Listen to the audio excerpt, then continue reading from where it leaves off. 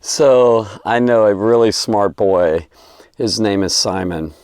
He goes to my church and he loves the Bible. He's really knowing it well. He's learning a lot from his parents and all. And I get to teach him some. And he gave me a gift recently. And this little guy. And I thought, when can I use this? He wanted me to do these videos. He loves these videos too, which is cool. And this thing right here is the closest thing that might be a sponge-like thing that I have. I don't think the sponge was blue.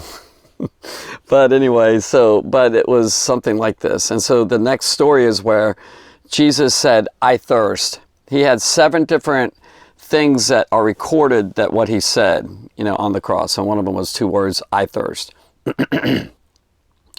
And so right at that time also, this is right after he said, my God, why hast thou forsaken me? And so Matthew picks it up right there. And he said, let's see, immediately one of them ran and got a sponge. This is going to be our sponge like this, And he had a sponge. And there were different things, obviously, around that cross. And he filled it with wine vinegar. Well, there's that stuff again. Only this time it wasn't mixed with that gall, with that myrrh. But it was a sour wine because of the vinegar. And so he said, I thirst. And a lot of times, by the way, that wine vinegar was actually, it was believed to quench thirst better than even water. And this is a drink that the Roman soldiers evidently drank. So they had it on hand.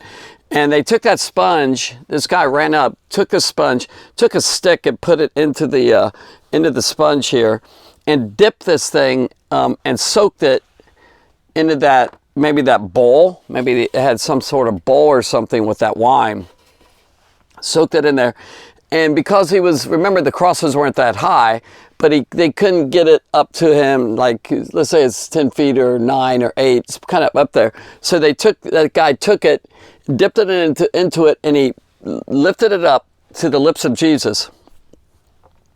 This time, he didn't spit it out, remember, or he didn't not accept it. He accepted, he drank. And now, it's kind of questionable why this guy did this. It could have been, he's just mocking him. Yeah, let's see. Here, let's keep him alive for a little bit more. Maybe kind of got him awake more. And he was very, very thirsty. Like when you're being crucified, you're going through this, he just was extremely thirsty and like dehydrated. And so he drank this in, and it could have been to prolong his life so that he wouldn't faint and finally die or something.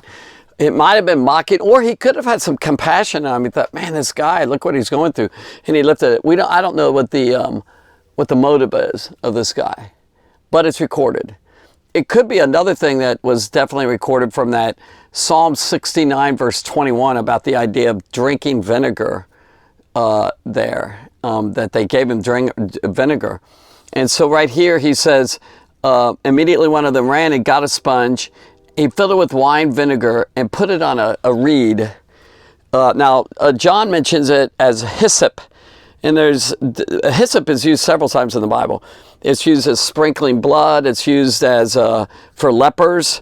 It's used, actually one of the things is it seems to come sometimes out of walls, like kind of cracks, kind of going through there. And and it must have been strong enough, it must have been sturdy enough for them to go like this. And, heavy sponge with a lot of liquid in it would just break it. That was a pretty strong thing. So hyssop was used in various ways in the Bible. And it says, he offered it to Jesus to drink. By the way, the rest of the people said, leave him alone. Let it be. Let it be. Leave him alone. Let it be. Let's see if Elijah comes to save him. Okay, let's see if, remember that Eli, when he said that Elias is Elijah. And so there might be a confusion there in their minds that maybe it's Elijah. And they say, mockingly, like making fun, let's see if Elijah comes and saves him. The Father didn't save him. God didn't save him. Let's see if Elijah does it. In other words, hold on, don't give it to him.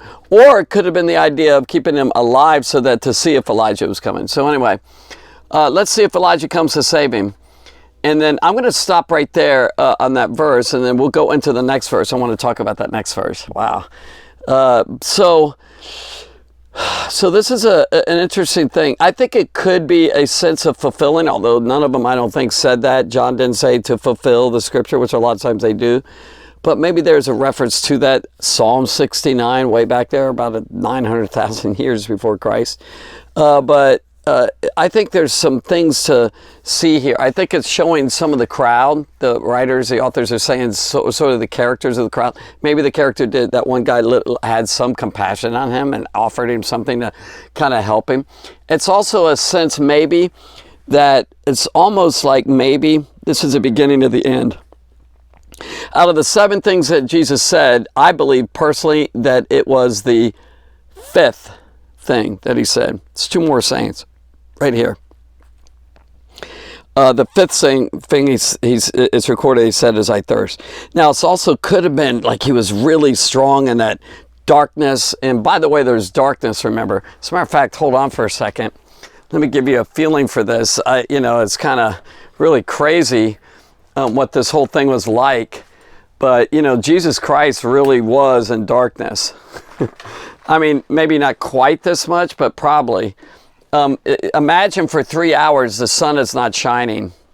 You probably can see my mic here with the light. That's about it. And so Jesus Christ, the light of the world, is surrounded by darkness. And there could have been a sense of the darkness when he said, my God, why hast thou forsaken me? And that he, maybe at this time, after that, maybe he kind of came up out of that real sense of maybe God forsaking or something. And he's kind of he's becoming sin and all that, and being punished as a sinner, like he's the criminal here. And then his human body was, he came out of that deep spiritual moment, and then he says, he didn't say, he says, I thirst. He's kind of like coming up and reviving a bit. On the other hand, this is his last thing that was happening. It's near 3 o'clock in the afternoon at this point. And so, yeah, this is some really serious darkness that he went through. Imagine that.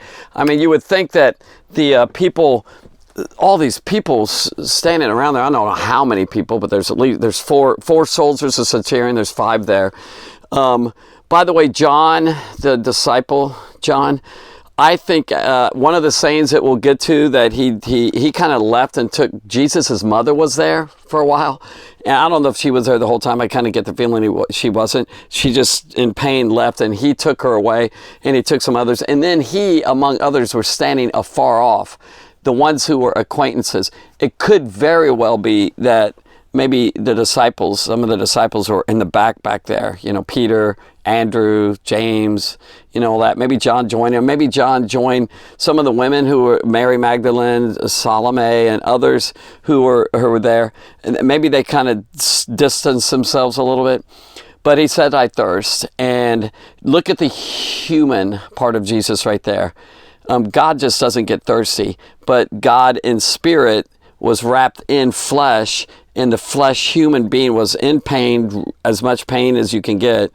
And also he really was crying out for water, but he didn't get water. They gave him wine, and he did take it in, and it probably satisfied him and revived him a little bit, and then we come to the end coming up here. So there it is. That's another part of the story, the narrative, the awesome event of Jesus Christ saving us from this tree, from that cross that he died on. All right, thanks for listening.